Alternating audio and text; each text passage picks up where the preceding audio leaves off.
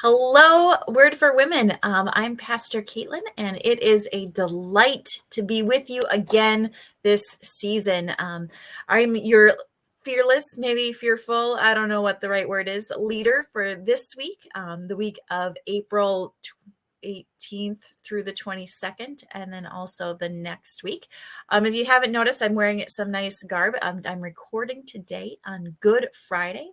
We've had our kid-friendly worship service, and then we'll have a more traditional worship service in the evening. But that'll be behind us by the time that you see this. So I am here today. When I was asked to teach, Pastor Karen Greimel said, an overview on the Bible would be really cool. Since this is Word for Women, there's been some questions about it. And it's one of those things that I really love to talk about. I love to talk about the context with which the Bible is written in, and to remember that it probably looked very different than the world that we live in today. So that's what our topic is. We're calling this About the Bible, an introduction to how it was written, organized, and interpreted. I have a number of resources in my library, my church library, not my home one, though you can see some books behind me. One of the ones I really love that is accessible for a lot of people is called About the Bible, Short Answers to Big Questions by Dr. Terence Fretheim. He was one of my professors at seminary, and it is a really good book to dig into the Bible without it being so deep in the weeds of all of the intellectual academic stuff, that it's really helpful for anybody who wants to know more or wants to take a deeper dive. I've also been consulting with Reading the Bible Again for the First Time by Dr. Marcus Borg, and then a book called In the Beginning by Dr. James Augustine. So those are some of my sources. And I realized in preparing for this that this topic could be so big. We do not have enough time in 2 weeks to go over all the details. So like I said, this is just a brief introduction to it. So I want to start off by talking about what is the Bible. Well, the word Bible comes from the French word for book, which also comes from the French word, comes from the Greek and Latin word for books, plural. We tend to think of the Bible as one book. I know I have my trusty Big Red here, a nice thick Bible. It looks like one book, but the way that the Bible came together, it actually functions less like one book and more like a library compacted into that many pages. And now, depending on which tradition you are a part of, Christian or even Jewish traditions, will also depend on how many books are in the Bible. There isn't one set concrete number. For Protestants and Lutherans that we are, we consider there to be 66 books in the Bible. And the process through which these books came to be is called canonization. And it was criteria of the ancient writings that the early church put together that they had to meet to let it be canonized. And it made it important enough to be at certain parts. Now, if you were raised Catholic, there's also that section right in the middle that's called the Apocrypha. And I believe the reason that it's not in the Protestant Bible necessarily is because it was originally written in a different language. I believe it was written in Latin. I could be wrong. It has been a long day, but I'm pretty sure that's what it was. So when we read the Bible, we also need to remember, this is a key point, that we aren't reading the original language the Bible was written in. In fact, it was written in a few different ones. The Hebrew Bible, or what we call the Old Testament, was written in Hebrew. The New Testament was written in Greek, and those were two big considerations for the canonization. And then there's a few others. I know the book of Daniel was written in Aramaic. And then there's also the Apocrypha, if you grew up with those words as well. They can still hold truth and meaning. They still show us the abundance of God's love and the ways in which God wants to be in creation with us. But they still show us all that. It's all true. It's all good. But there are just where people have drawn lines in the past. So that kind of leads us there.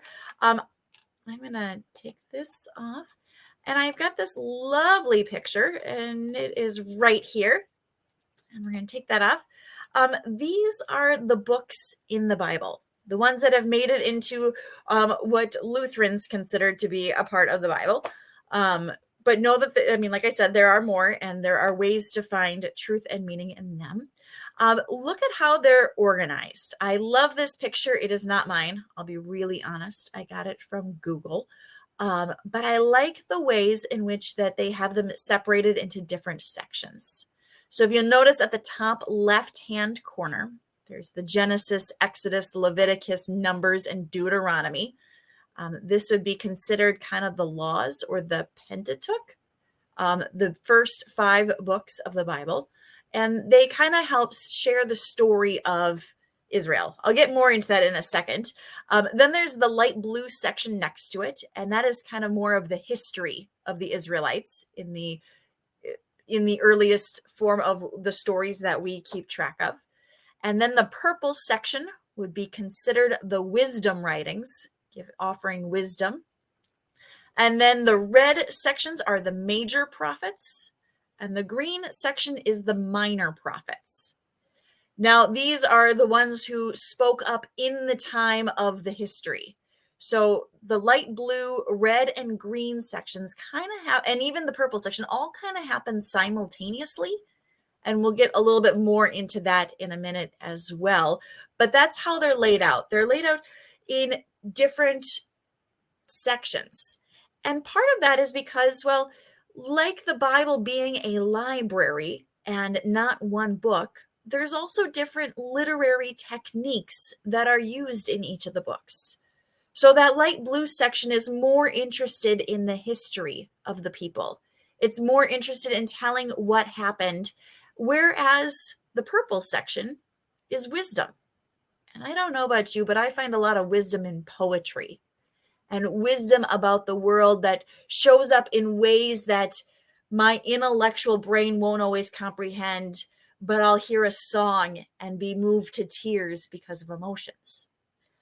And so we remember that it was written in a different language, and it had different meanings, that the different books convey different meanings, and they probably also all had different authors. And again, we're going to get to that in a section, because one of the things that I find really interesting is the chronology of the Bible and kind of putting it into the context of when it happened. It's this balance of the intellectual brain and the one seeking meaning and truth along with it. So hopefully we'll be able to put those together in this study. Before I go on, I want to talk about a little bit the New Testament. So notice where the yellow starts on the right-hand middle shelf. Matthew, Mark, Luke, and John might look familiar. They are the 4 Gospels that outline Jesus's life. And then we have the Acts, the book of Acts, which is the start of the early Christian church. And then the dark blue on the bottom shelf are the letters to the early Christian churches in the different communities. And then the last section is kind of the establishment of Christianity and how things start to come together. Also, like I said, this is a big topic. So 1, written in different languages. 2, utilize different literary devices to get the meaning across. And 3, the titles aren't all consistent. I mean, notice how some of them are named after the supposed author. Like the prophets would be named after them because it's in their voice that they're written. The Gospels are the ones who are telling the story of Jesus's life. And then we also get to like Romans and Galatians and Corinthians, and that's not the authors. That's the intended audience. So we have authors as the title of books. We have audiences as the title of books. And we also have general themes as the title of books, such as like Exodus and Genesis. And these are the themes that are portrayed in those books. Am I making sense yet? This feels like a lot of word salad, but when you really wrestle with and dive into the Bible, I hope you're kind of understanding what some of this means. And I know you've done a number of studies, so I'm hoping you're just kind of nodding your head with me going, I've got you, girl. And if you don't, that's okay too. Ask questions. I would love it if you would email me or talk about it in your small groups. Either way, I am here for you, and hopefully you find this just as interesting as I do. So, as we're talking about the books of the Bible, I like to know a little bit about the chronology because while we don't have concrete markers, we can kind of paint a picture of the time and place with which these books came to be together and how they came to be important for our lives today. So we're going to start this around 2000 to 1700 BC. It is an awful long time ago. It sounds like it's about 4,000 years, if I am correct in my dates and chronology. And the ancestral period would have been the time of Abraham and Sarah and their descendants, the migration into Canaan and the promised land, and them figuring out how to be human. Then after that, it goes into 1700 to 1275 BC, and this is the sojourn into Egypt. So where the first one was kind of the Genesis story, now we're getting into Egypt, the migration. So this would have been Joseph and the Technicolor Dreamcoat and how they all got down there, and also the period of slavery that comes after that, leading into the story of Moses and how Moses leads them out of Egypt and leads them out of slavery. Next up is 1275 to 1235 BC, and that is when they have the Exodus. Moses leads them out of Egypt, and they begin wandering the wilderness for many, many years, looking for the promised land yet again. Then it leads into 1291 to 1200 BC, this period of conquest. This would have been around the time of Joshua. So the first sections that I just went really fast through would have been those orange books, sort of. We'll get to that in a second. And then now we're moving a little bit into Joshua, which is in the light blue section. And this is the period of conquest where the Israelites are doing really well. They're gaining land, they're thriving. And then we get to the period of the Judges. And it's 1200 to 1050 BC. And this is the time of, the book of Judges, where there's Deborah and Samson. There's also Samuel who will show up in this time, and Gideon. Now, all of this time frame, this first 1,000 years that we're covering, all of the orange section through at least part of the blue section, was all circulated orally. This wasn't written down in the moment it happened. There was a lot of movement happening in and out of Egypt, back to Israel. There's conquest. There's exile. There's all of these things happening. And so these would have been the stories that people told, the stories that connected them to the faith and to one another, but they were not necessarily written. It's the next part when the Israelites have more power, 1050 to 922 BC, what's known as the United Monarchy. This is when David and Saul and Solomon are in power. This is when the construction of the temple in Jerusalem, the original one, comes to be. And this is when they realize that they have a place to store these stories, that they begin to be written down and circulated more vastly and broadly. And when they start to have some continuity to them, it isn't like you're sitting around the dinner table and who's ever telling the story, however big the fish ends up being, that's how the story's told that day. Now they start to have some parameters around them. And they start to be like, okay, this is the official story of who we are as a people and how God interacts with us. And the United Monarchy, when the first temple, and calling it the first, you know what's going to happen next. The next period, 922 to 721 BC, is the divided monarchy. It's when things kind of start to go wrong. It's when the people start to feel like they've got everything under control and don't need God anymore. Is kind of the way it shows up in the Bible. And this would have been, they would have split into two kingdoms of Israel and Judah. And there would have been prophets and kings. And in this divided monarchy, they kind of fall apart. The north, where Israel is conquered by Assyria, and the south is conquered by Babylon.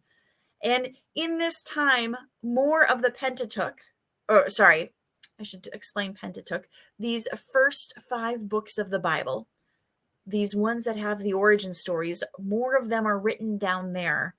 And then there's also the prophets that show up. There's also Psalms that show up. I mean, David might have been in the United Monarchy, who's accredited to writing a lot of the Psalms, but there also would have been a lot of the Psalms of Lament, because anytime someone is in exile from their homeland or in captivity, there is a yearning and a longing for wholeness.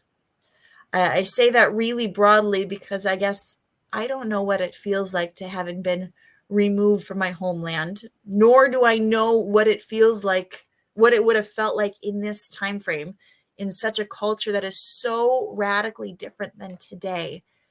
But this is the part where the Bible might feel a little bit uncomfortable.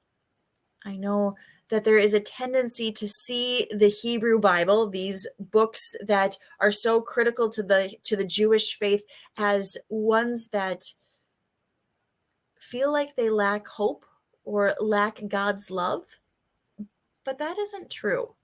It's the mixture of life on earth being really hard and God still wanting to be present with the people. God still wanting to have this relationship, and sometimes the humans respond well and sometimes they don't. That's pretty similar to today. But what it does is it creates this view of the world that isn't just rose-colored glasses.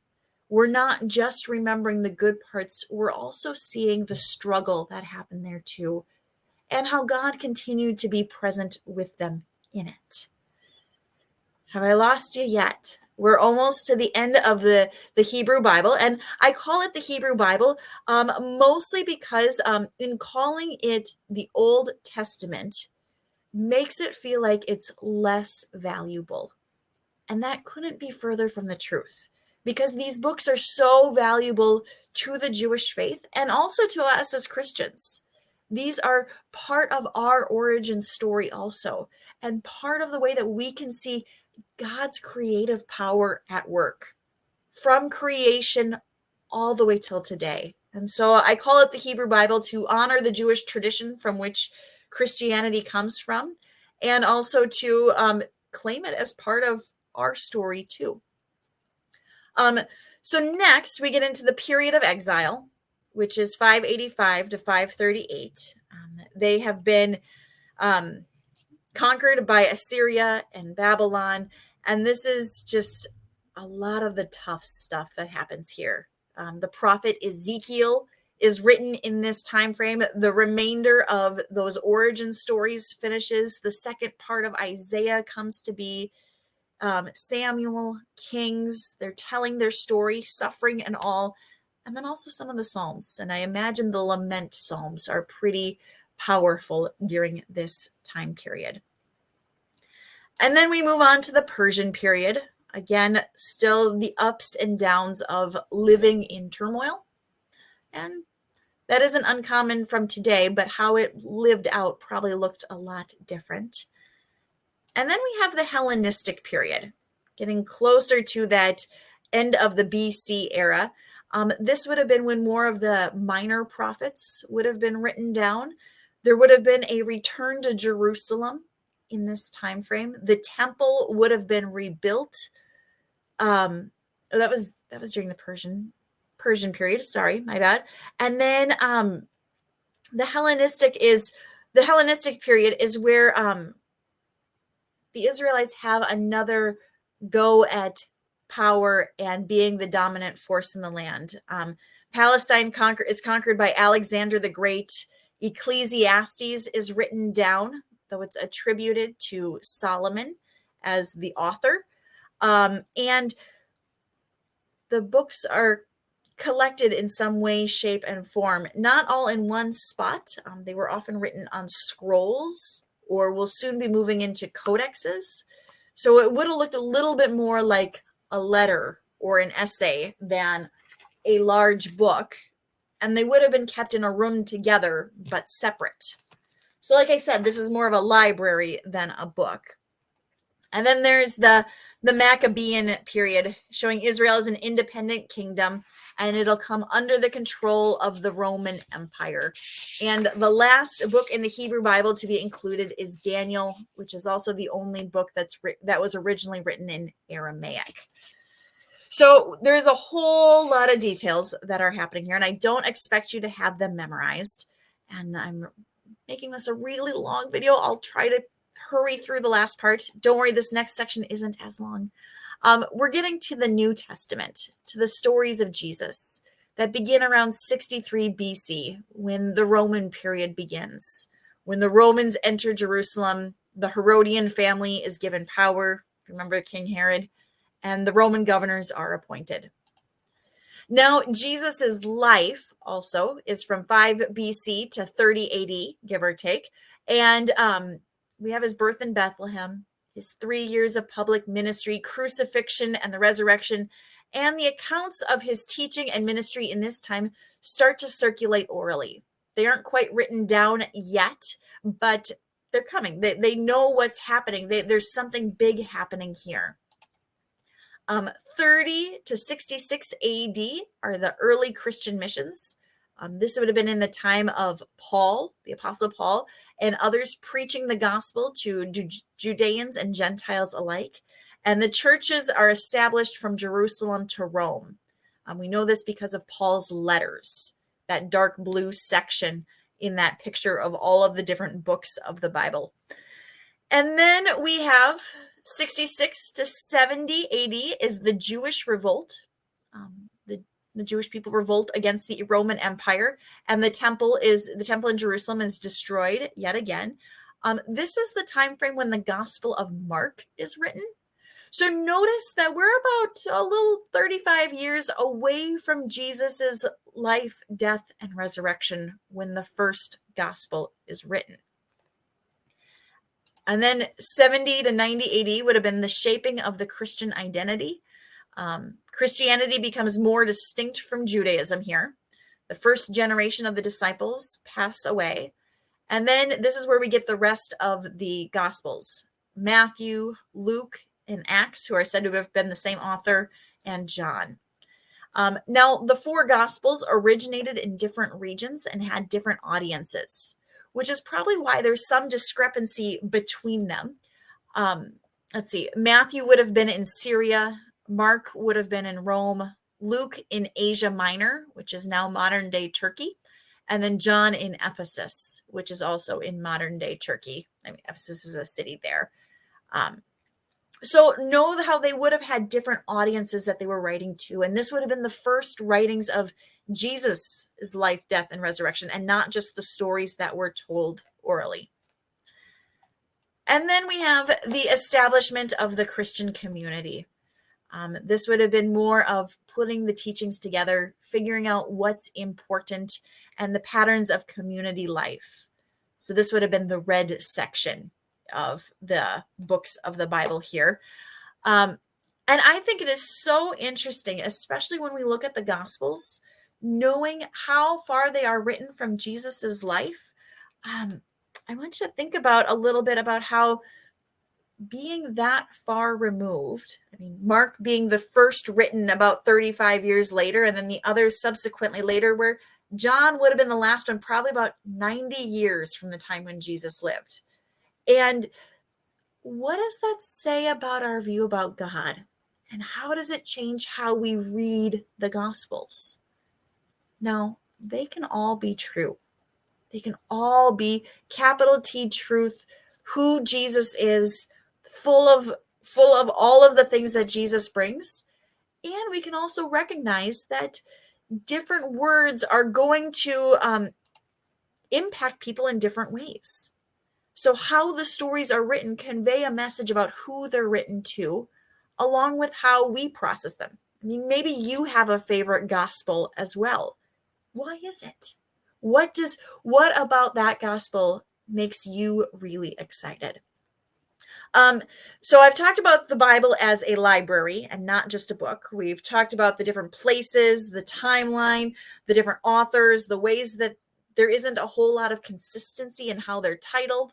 I mean, there is a whole lot of ambiguity here, which means that there could be like 7 or 8 weeks we could spend on this, but we only have 2. So I kind of want you to think about this a little bit in the metaphor of Old Country Buffet. Now, who here remembers going to Old Country Buffet? I know I had one growing up. But I think this is a really interesting metaphor for how we approach the Bible because it's expansive.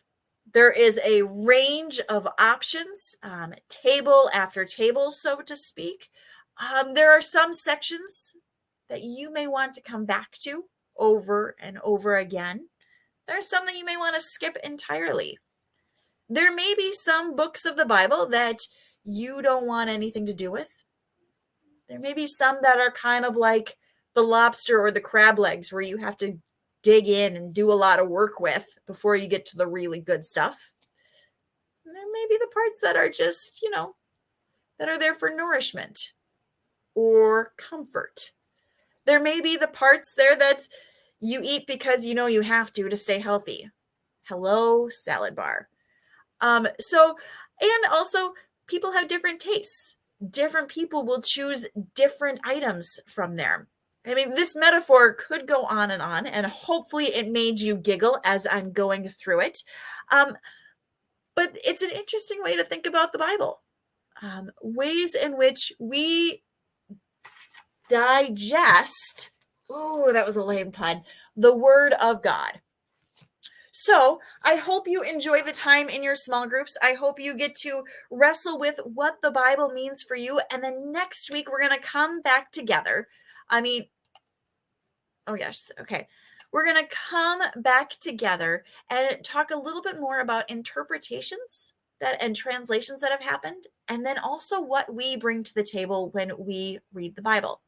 So I apologize for not going too far in depth, but hopefully there was something great here that you were able to take away from this.